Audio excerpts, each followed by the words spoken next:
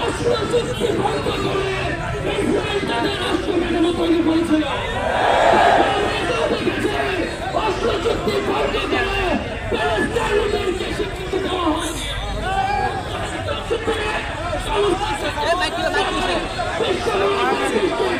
বলতে চাই সম্মানিত উপস্থিতি তৈরি জনতা, ইসরায়েলের আসলে সামরিক আগ্রাসন নয়, এটা মানবতা বিরোধী অপরাধ। মুসলিমদের বিরুদ্ধে তাদের যে আগ্রাসন, এর পেছনে দায়ী হচ্ছে আমেরিকা।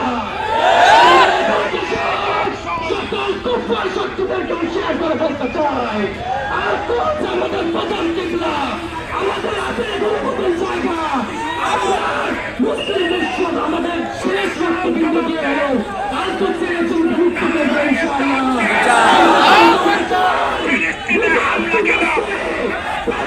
জাতিসংঘ জবাব দেন, ডোনাল্ড ট্রাম্প জবাব দেন, ফিলিস্তিনে হামলা কেন, জাতিসংঘ জবাব দেন।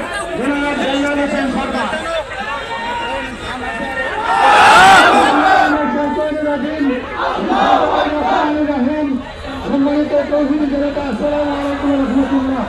আমাদের মাঝে আজকে আমাদের প্রধান অতিথি বক্তব্য রাখবেন। আমি শুধু একটি কথা বলে আমার কথা শেষ করতে চাই।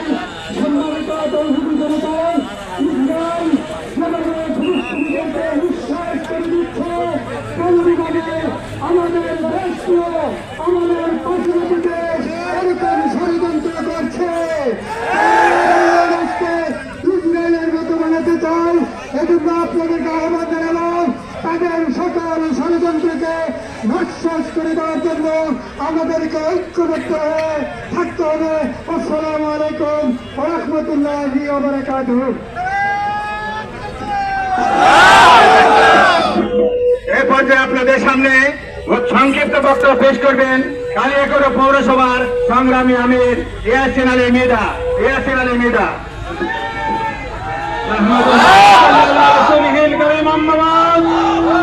সম্মানিত প্রধান অতিথি, সম্মানিত পরিচালক বৃন্দ।